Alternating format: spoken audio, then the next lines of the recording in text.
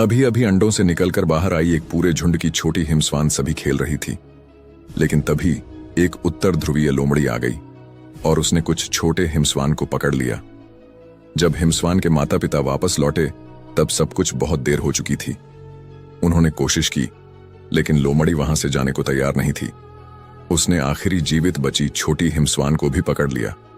इस तरह हिमस्वान के माता पिता ने अपने सभी बच्चों को खो दिया।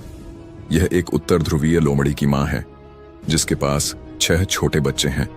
इस लोमड़ी के पिता का कोई पता नहीं है। अपने बच्चों की देखभाल का सारा जिम्मा मां लोमड़ी पर ही है। 6 बच्चों की देखभाल करने के लिए उसे जो कठिनाइयां सहनी पड़ती हैं उसका अंदाजा लगाया जा सकता है। मां लोमड़ी ने अपने बच्चों के लिए भोजन ढूंढना शुरू किया।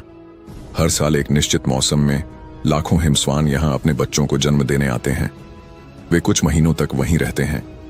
यही समय होता है जब मां लोमड़ी सबसे अधिक भोजन प्राप्त करने की कोशिश करती है। अपने बिल में बहुत देर रुके बिना मां लोमड़ी फिर से शिकार के लिए बाहर निकलती है। वह अधिकांश हिमस्वान को सुरक्षित रख लेती है ताकि सर्दियों में जब भोजन कम हो तब उनका उपयोग कर सके। समय के साथ छोटी हिमस्वान धीरे धीरे अंडों से बाहर आती हैं। अभी अभी बाहर आई ये बहुत कमजोर होती हैं।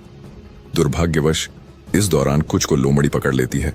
लोमड़ी का शिकार हिमस्वान के लिए बहुत मायने नहीं रखता क्योंकि यहाँ लाखों हिमस्वान इकट्ठा होते हैं। जब सर्दियां आती हैं तो छोटे लोमड़ी के बच्चे के शरीर पर सफेद बाल उगाते हैं। इस समय वह अपनी मां से अलग होकर अकेले जीवन जीने लगते हैं। इस मौसम में शिकार ढूंढना आसान नहीं होता। उन्हें इसके लिए रोज कई किलोमीटर चलना पड़ता है। इस समय उनका मुख्य शिकार बर्फ के नीचे छिपे चूहे होते हैं। लेकिन चूहे पकड़ना आसान नहीं होता। उन्हें अपने तेज सुनने की क्षमता पर निर्भर रहना पड़ता है ताकि वे जान सकें कि चूहा बर्फ के नीचे कहां है। लेकिन इस तरह का शिकार हमेशा सफल नहीं होता। कभी कभी पूरा दिन मेहनत करने के बाद भी खाली हाथ लौटना पड़ता है। सौभाग्य से बर्फ में एक तरह के फल पाए जाते हैं जो उन्हें ऊर्जा प्रदान करते हैं।